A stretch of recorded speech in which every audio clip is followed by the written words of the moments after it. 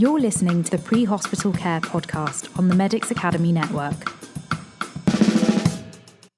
Welcome back to the podcast with myself, Wayne Walker. In this episode, we're going to be speaking on the components of pre-hospital blood transfusion and indeed pre-hospital blood transfusion protocols with Adam Greene. So what I want to do is really dig into something Adam's been working on for a while, which is the development of a national out-of-hospital transfusion protocol for critical care services.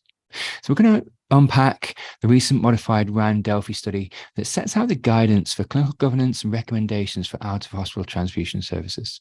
So we're going to dig into some of the recommendations on the initiation of transfusion, the types of blood components and products, the delivery and monitoring of out-of-hospital transfusion, the indications for use, and indeed the transfusion adjuncts, and finally the resuscitation targets to halt ongoing transfusion.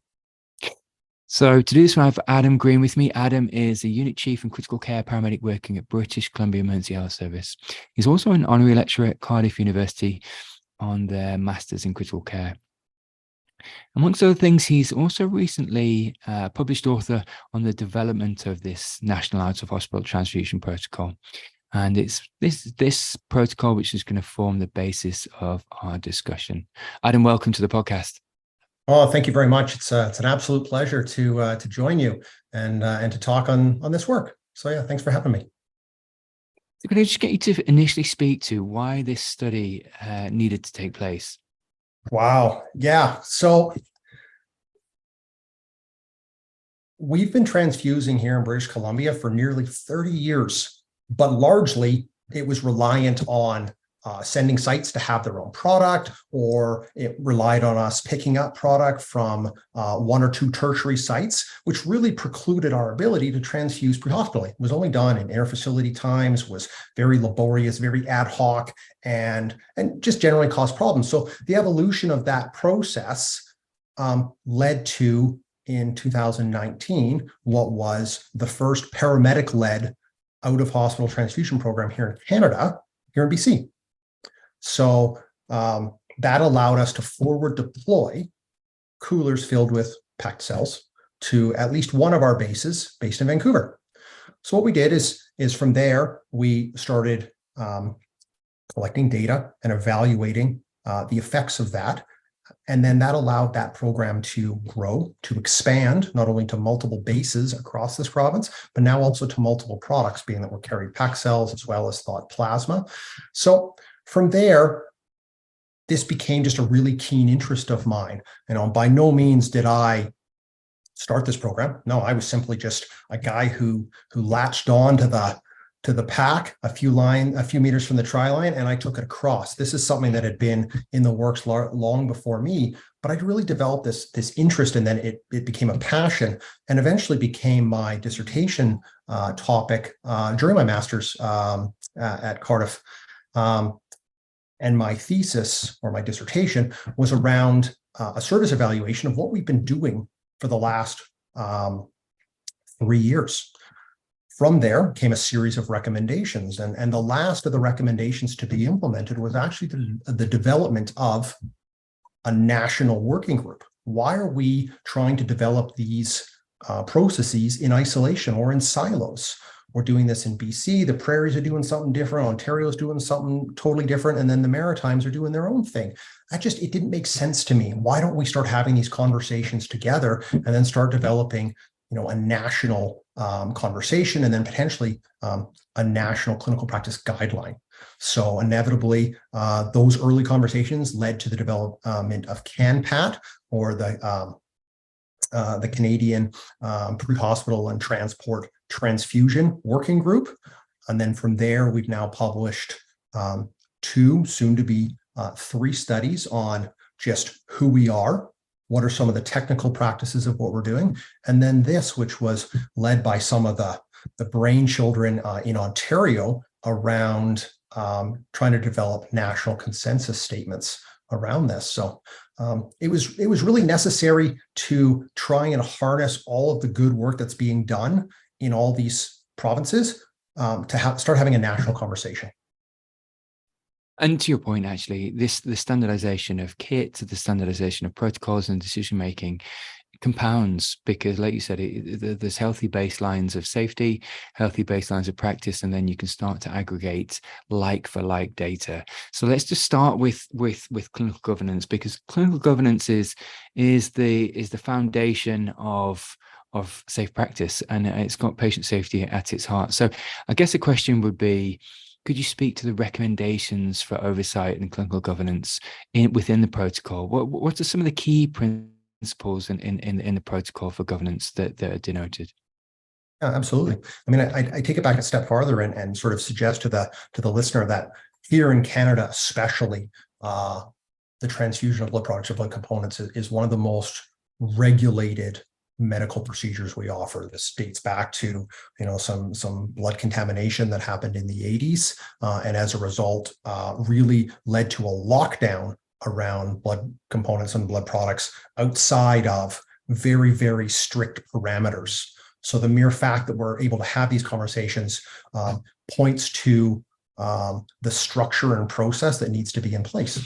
So we started looking around at all the provinces and what are we doing, and knowing that this is incredibly regulated, we put hemovigilance at the center of this conversation, this idea of impeccable blood stewardship. So we looked at this to say, okay, well, what are the easy ones that we can cross off the list? What's the low-lying fruit? Okay, there should be no transfusions that are ad hoc. There should be a clearly defined protocol or clinical practice guideline that outlines how this is done. This is not something that needs to be random or varied. It needs to be fairly structured. Okay. Next, we then identified this can't be done by one group.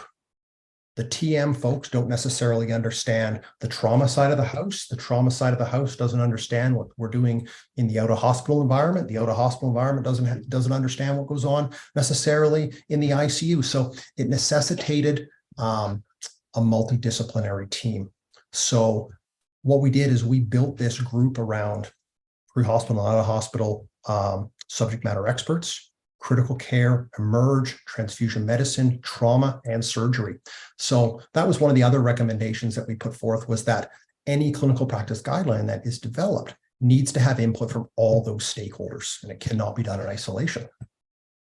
From there, then, we really tried to focus on what are the principles of damage control resuscitation. Unfortunately, the last 20-odd years of war in Iraq and Afghanistan have really led to further developments and advancements in damage control resuscitation, to the point where we're starting to bleed that conversation into non-traumatic hemorrhage, to say, okay, well, wait a second, we're doing X, Y, and Z in the traumatic population because we have, unfortunately, way too much experience. But what are we doing now in GI hemorrhage and in obstetrical hemorrhage and in post-operative hemorrhage? Is there some lessons that we can learn here so that we're not trying to develop 6 ways to administer blood products to somebody who's bleeding? Because now that's where you're ripe for errors. So what are these common themes that we can apply to hemorrhage control? Okay. From there, then, we looked at trying to be pragmatic, recognizing that the out-of-hospital environment is one of the most dynamic, unpredictable, and unforgiving environments that you'll face within healthcare. Things need to be pragmatic. There has to be a degree of give. What are the absolutes? What are the nice to haves? What are the, okay, if we can, we'll do it. So we then tried to write our clinical practice guideline and our sort of protocol with that in mind. What are some of the other key ones here? We wanted to have designated leaders within each system that we can funnel information to, or if there are questions associated to what happened, whether that's a QA or QI issue, we have a point of contact. So it's not everybody pointing fingers at each other going, oh, well, it's John over here, he does that part, and oh no, it's Tammy over there, she does that. We need to have one point of contact so that if there's an issue with blood transfusion, we have somebody we can talk to. So those are really some of the real the key points around clinical governance that we set out for. And then the last one, and I hate to say the most important, but because it sort of goes without saying, but the ability to audit what we're doing. We have to be self-reflective. Every transfusion needs to be looked at for, was this appropriate? And what can we learn from it? How can we do better? So I think those have been the core recommendations from a clinical governance and general oversight perspective. Let's just dig into that for a second, because like you said, patient safety is at the heart of every intervention we do, and certainly this one. And the report and or protocol really does denote that there should be reporting of near misses and or adverse event reporting to look at compliance, but also just share information for when it may have been suboptimal. Could you speak to that? Because I think there's real that transparency and vulnerability from a system saying, look, we didn't get the tracing right, we maybe we didn't get the administration right, maybe we didn't call optimally, maybe we didn't do something optimally, can be shared, that shared learning. And I think when one service does it, the reciprocity and the benefit to other services saying, actually, we recognize there's a default here, and these kind of never events or near misses. Could you speak to that? Oh, you know what? I completely agree with what you're saying, and I would add in the idea of cultural safety as something that needs to be promoted. And when you peel back that patient safety and like that PSLS learning system idea, near misses, adverse events, and even events that cause harm are grossly underreported. Why are they underreported? Well, it has to do with the weaponization of these types of events. So we have to sort of peel that back and recognizing that there has to be a psychological safety. I have to be able to put my hand up and say, I really screwed up, and not face disciplinary measures for that. Because as soon as that happens, you will lose the purpose. This has to be one where it's like, you know what, I totally mucked up here. But let's peel that back, another layer and say, I have to be able to say I've made an error in the interest of patient care. To say, you know what, well, something's happened, what's gone awry. These are also not something that we do frequently and commonly, and there's a lot of nuance to the procedure and to potentially the issues. And I mean, even we'll talk about later, but around the indications, they're not clear. It's one of the most, trying to identify the bleeding patient or the exsanguinating patient is actually very challenging. So, be able to put your hand up and say, you know what, I mucked that one up. He wasn't bleeding. This was something else that I misinterpreted. How are we going to learn from it? And being able to essentially do a PDSA cycle on each transfusion to say, this went well. How do we put that back in the equation to optimize what we've had? And essentially just allow that ad hoc review process to happen in addition to your structured yearly reviews of what's gone on. So I think all those bits are really important when it comes to patient safety. One of the fundamental aspects of a blood delivery system, or indeed a protocol, is keeping blood cool. Could you maybe speak to how the protocol denotes keeping this as sort of an essential part of the safe delivery system? Yeah, absolutely. I mean, this goes back to something I was describing earlier, which was around hemovigilance and ensuring sort of optimal stewardship of blood. And that idea of cold chain is vitally important. It's been demonstrated to be possible in the extremes of temperature in Iraq and Afghanistan by the military. And now what we're facing is the opposite, the extremes of temperature of Northern Ontario or Northern British Columbia.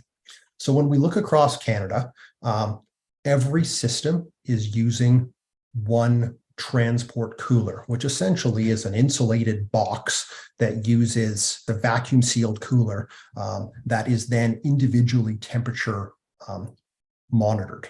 So they're all validated to the predetermined limits, typically between 1 to 6 degrees. And then there's a time limit associated to how long it can keep something within that temperature range. And that's anywhere from 72 to approximately 124 hours, depending on external circumstances and temperatures that it's exposed to. So interestingly, something that we learned consulting with the Canadian Armed Forces was when they deploy a cooler into the heat of Afghanistan, it doesn't stay at room temperature for the entire duration that it's out of the lab. It goes into the cooler box. That cooler then goes into a refrigerator that's typically at 2 to 3 degrees. And then they only pull that blood box out when that helicopter or team is deployed to a casualty.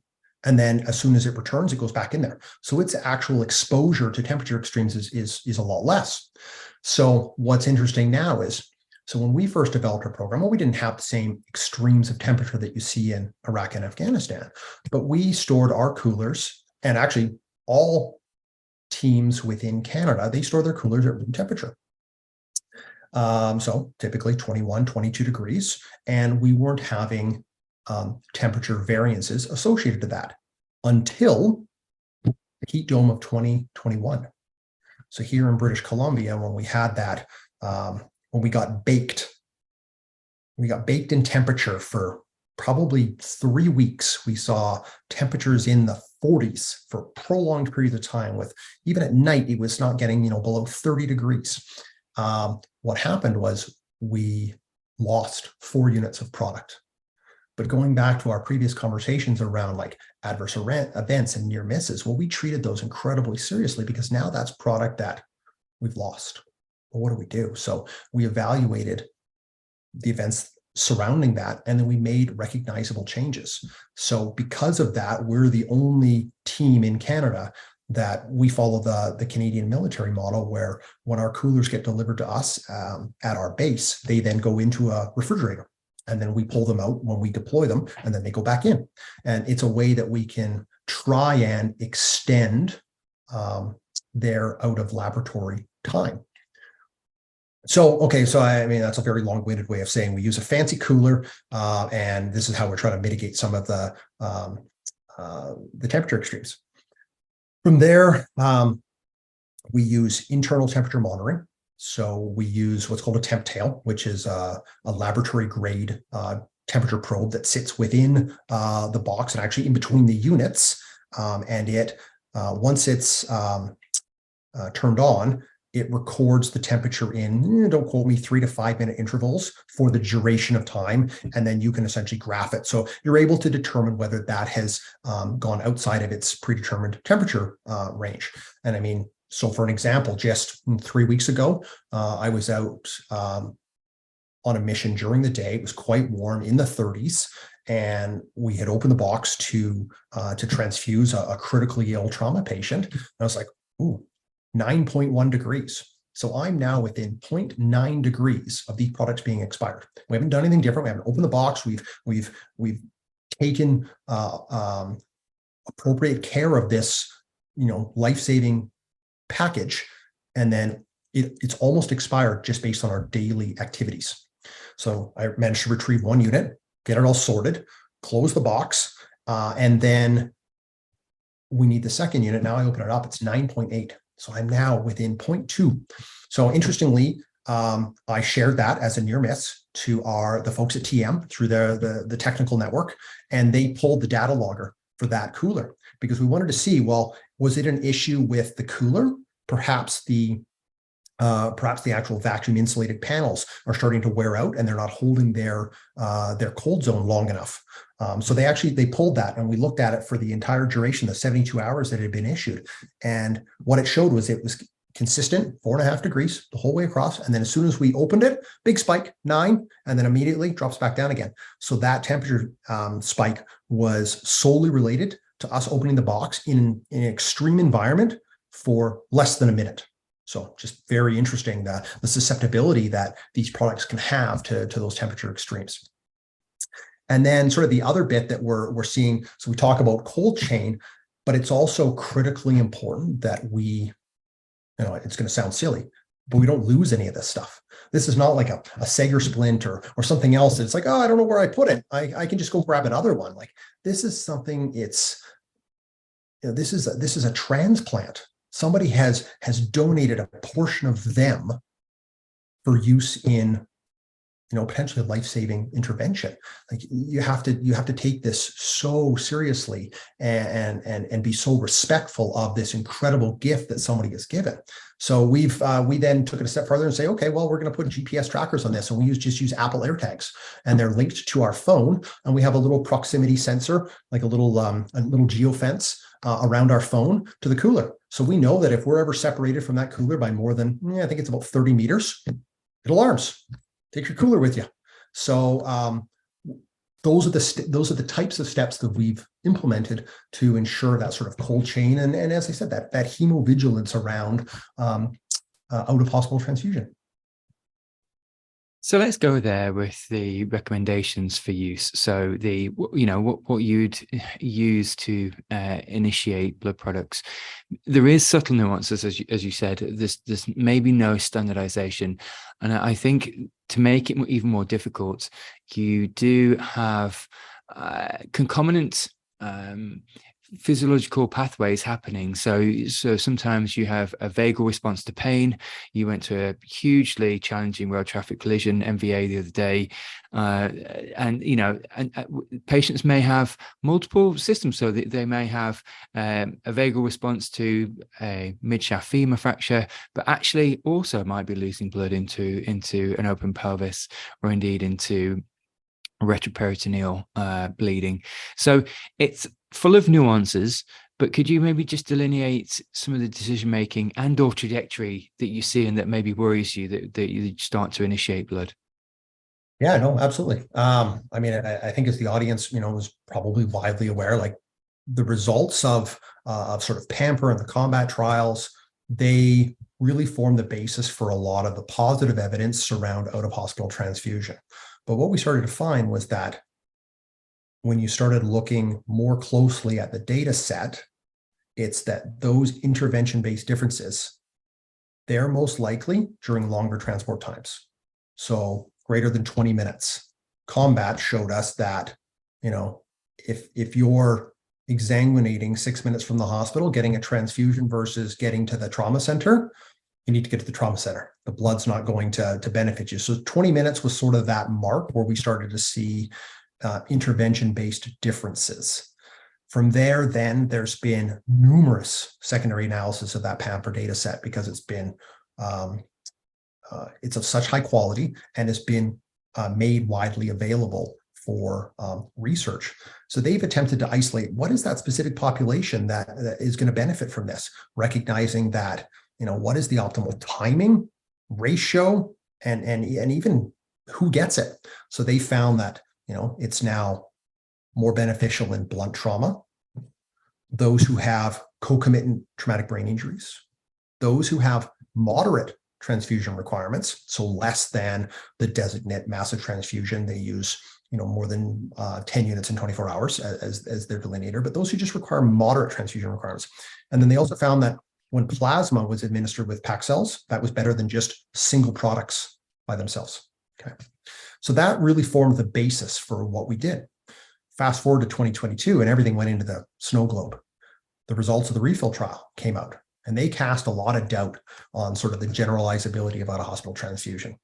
But they also, they still had that slimmer of hope that there was this distinct phenotype of who would be responsive. And that's what we're still trying to figure out. So fast forward now to the panel that we've created here in Canada. And really, the panel attempted to balance what is the evidence base with the pragmatic out-of-hospital environment and to allow for some degree of flexibility, okay? So recognizing that, there's multiple scoring systems out there, there's algorithms that can be used, there's all sorts of things that can predict when somebody will require a massive transfusion. None of them have particularly high sensitivity or specificity. So there is no unicorn. There's no one that's like, that's the one. They all have some pro and con and where are we at? And there's really just a degree of nuance. If we look to arguably the highest performance HEM system in the world, London, they use something called the Hateful Eight, which is this like conglomeration of signs and symptoms that they've come together, but also just using a whole lot of clinical gestalt. And that's really difficult because clinical gestalt makes it now makes QA and QI more challenging. So that's probably where we face is, how do we write a clinical practice guideline that fits within paramedicine that allows the flexibility to still do this, but still maintains patient safety at its heart? Here in BC, we use our transport advisors as a point of contact. So we have a very firm statement within our clinical practice guideline that you will not transfuse somebody without talking to somebody first. And it's this idea of not mother may I, but let's talk about this case, recognizing that there is inherent risk and complications with every unit that we transfuse somebody. Does this person warrant it? Does they need it? Is the case sufficient? It's like the Senate, little sober second thought. Yeah, okay, that makes sense. No, you know what? Is there another component here that we're missing? Is there another shock state that could be contributing to this that's being overlooked? So that does vary across the province, where you see Ontario, for instance, doesn't have that same requirement. They have written a clinical practice guideline that their transport advisors are satisfied that somebody doesn't need to make the phone call to. And I'm of mixed minds. I admit I haven't reached a state now where I've called for, to discuss a case with a transport advisor and haven't gotten what I wanted, because it's around how one presents the information.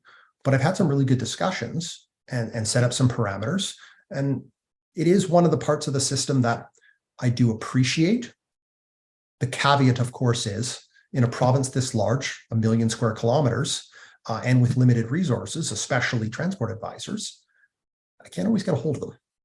So now I face this ethical conundrum of, holy smokes, they're bleeding in front of me. Could be the most obvious exsanguination imaginable. Can't talk to somebody. What do I do? Well, we know where we're at. So that's a conundrum we face right now, is how do we overcome those? And that's what we're working through here in British Columbia, is how do we protect patients, provide support for paramedics, but also provide enough flexibility, recognizing that cell service in this province sucks. So just, and you make a really good point there around using other people as guardrails, Adam, because to be able to bounce ideas off and indeed another person's gestalt, albeit over the phone or indeed over a radio, whereby you can just give them an S-bar and get maybe and hopefully an objective opinion on whether they needed an out-of-hospital transfusion. But just moving through and looking at the sort of ratio of 2-to-1, so plasma to red blood cells, could you maybe speak to the evidence that giving more plasma improves survival? Well, so that's an interesting question for sure. So as a panel, we felt that there was insufficient evidence to make a strong recommendation around balanced transfusion. Although the use of plasma in the pre-hospital retrieval setting is most likely beneficial. We found there's strong agreement to balanced transfusion, but it's difficult to standardize that approach when accessibility is limited. We don't want to make a statement that says everybody needs to have plasma, recognizing that 6 of 10 provinces can't provide that. Well, now they're providing substandard care. That's tough. So what we felt was that a specific recommendation around ratios was probably outside the scope of this document, but would certainly be entertained further. We then, we came back and had quite a vibrant discussion over a couple of meetings, and really felt that the results of the proper trial, which showed no difference in outcomes between 1-to-1 and 2-to-1, was probably where the best evidence lay currently. So, let's take it a step farther and say, instead of focusing on ratios, we wanted to focus on sort of the larger aspects of damage control resuscitation, instead of just one. And yes, plasma is widely stocked around there, but its availability is limited here in Canada.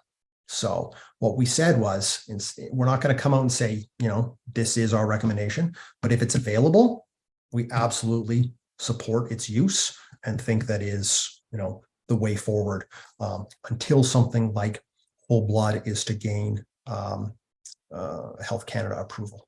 So, Adam, could you speak to the delivery of out-of-hospital transfusion, as the majority of patients will be uncross-matched? Could you maybe speak to maybe the signs and symptoms of hemolytic transfusion reactions that are potentially seen in the field? Yeah. So as I've suggested earlier, transfusion of blood products and blood components is not benign. It's far from it. And transfusion reactions range from relatively common to sort of benign, febrile, non-hemolytic reactions to rare, severe hemolytic transfusion reactions, Trally, Taco, things of that nature. So what we emphasized was pre and post vital signs of every patient. You should not be transfusing somebody without it. So they need to have pre and post continual monitoring through the transfusion, as well as temperature monitoring, as deviations in temperature are often one of the first signs of transfusion reactions. And then recognizing that almost all out-of-hospital transfusions will be uncross-matched, that delayed hemolytic reactions need to be watched in hospital. So essentially, declaring that this person's had an out-of-hospital transfusion, and so that eMERGE staff or ICU staff are aware of this so that they can carry on the close quarter monitoring that these people require. So just looking at sort of a package of care, Adam, certainly in the traumatic bleeding patient, TXA, the adage of TXA and/or calcium, because I think the intravascular or indeed intracellular calcium gets mopped up when blood is given. Could you maybe speak to what a package of care might look like for the trauma patients? Sort of maybe standardization of giving TXA and/or calcium together with blood. Oh, absolutely. I really like the transition now from the triangle of death to now the diamond, which includes hypocalcemia as one of the detrimental sides, particularly within trauma.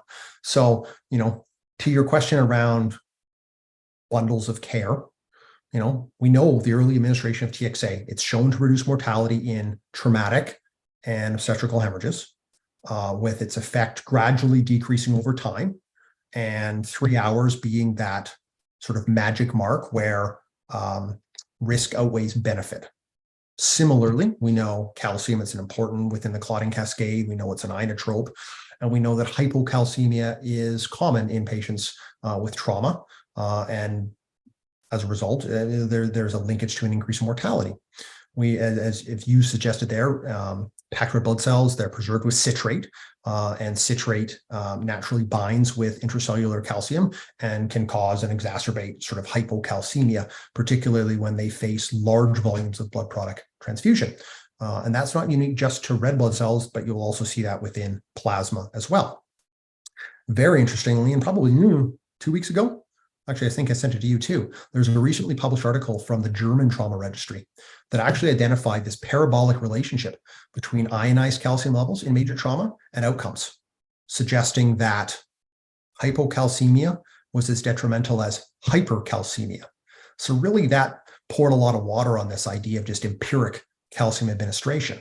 So what we've suggested was calcium should be administered for every 2 to 4 units of blood products that are being administered, or if you have a identified point of care value that suggests they're hypocalcemic. So I think that's probably the most appropriate. That's more challenging. We have the availability to do point of care testing here in British Columbia. We're very fortunate that way. But when you look at our registry, less than 50% of cases have a pre-hospital blood sample drawn just due to the logistics. Whether this patient is, there's so many things going on with limited hands and limited priorities, or, in a case I faced just a few weeks ago, it was so warm when I went to pull my monitor out of its case, it was too hot, wouldn't turn off. Sorry, wouldn't turn on. It says it's outside of its temperature limits, so I can't actually do this. So yeah, so I think the bundle of care is very key. There's no one intervention that is critical. It truly is around a bundle of care. But something we haven't spoken about is this idea of this is all fun and dandy. It's still definitive hemorrhage control. This is of no value if they're actively bleeding and we haven't controlled it. So whether that's, through compressible hemorrhage or through the rapid prioritization of transport to definitive care for those non-compressible hemorrhages. You make a good point. Pouring in blood products into somebody who's got a big hole in their system, it's not useful. Well, you make an excellent point, Adam, around restoration of normal physiology, but also, like you said, just the recognition of its limited utility, because it's not necessarily going to be the definitive treatments that this patient needs, especially in non-compressible hemorrhage, whereby you need a knife and or a surgeon to get to the point of bleed. But could I get you to speak to what you're looking at, maybe some nuanced endpoints or otherwise, when you see blood product working? What in your mind, what are the sort of markers of normalized physiology to sort of quality assure and indeed quality assure over time? Because like you said, what you want to do is map data across time to see, is this intervention working, is it working as a bundle of care or as a separate intervention? So what are the markers in your mind? Oh yeah, no, absolutely. I guess to start that off, to say there's considerable uncertainty as to when to stop or even reduce an ongoing transfusion.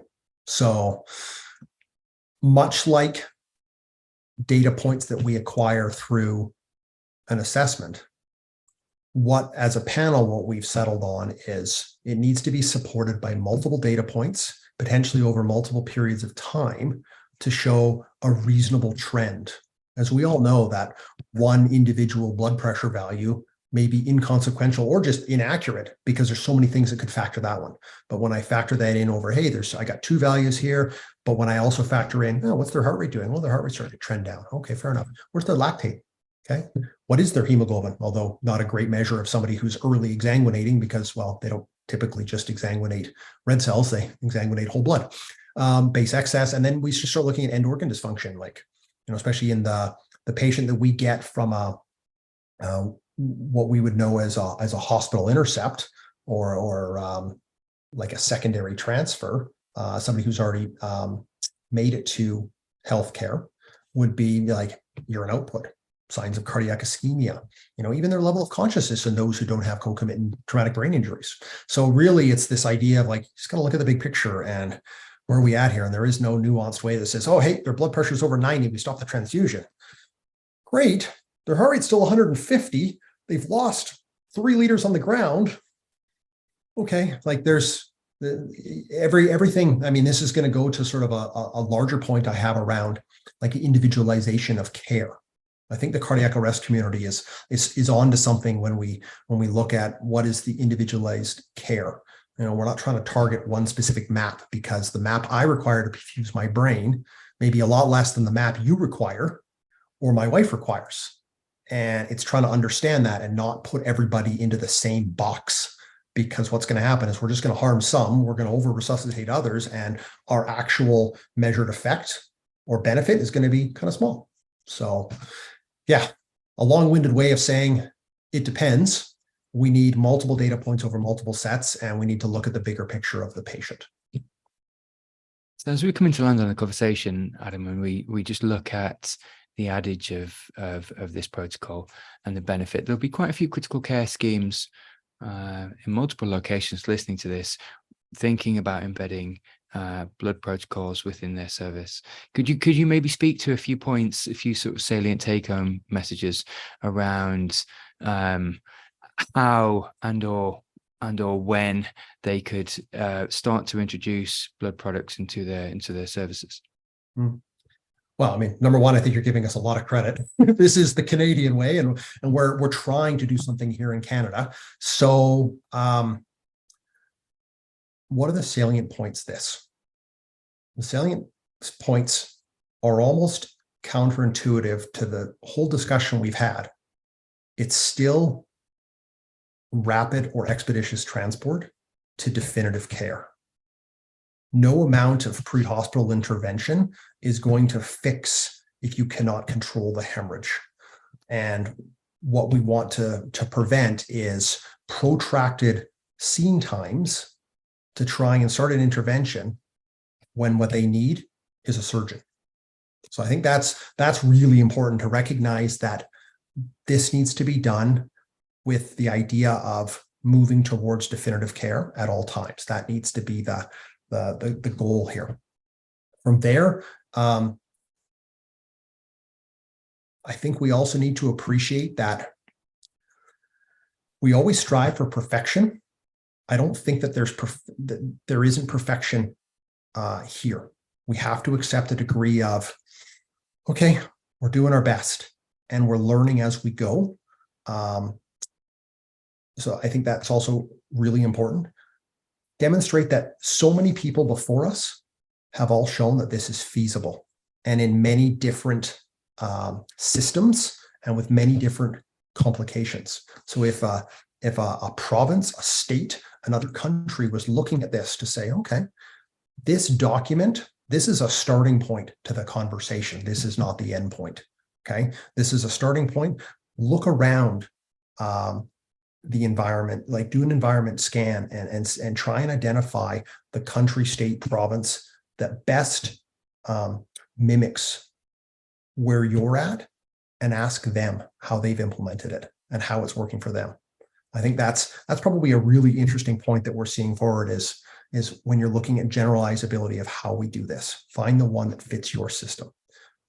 Don't take this as gospel. This is not. This is one version that's worked for us in our circumstance.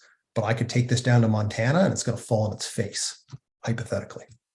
And then the last piece I would say is if you have questions, just call us, ask us. We'd love to share. More than willing to help and share our experiences.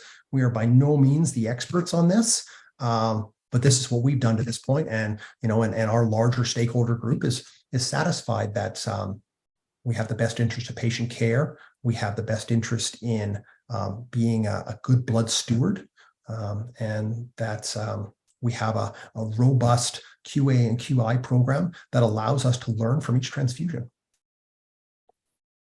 And Adam, I just want to say thank you actually for the last 45 minutes. I think what we'll do is we'll put the study in the show notes just to make sure that listeners both here in Canada and further abroad can reference the RAND study, Delphi study, and just look at, like you said, the fundamental components of a blood protocol, and indeed either replicate it or alter it according to service needs. But it really is a fantastic and indeed insightful study. So both thank you for both your reflections over the past 45 minutes and indeed for writing the study. Well, I was part of a much larger group that did write this, so I appreciate the accolades, but I have to share them with the larger group. This was an incredible team effort, and we're very fortunate to have the group we have here in Canada. No, that's fantastic. Thank you, Adam. And we'll definitely put it in the show notes. I'll also put a link to for people to contact you by email if they want to share reflections and or ask you further questions, if that's okay.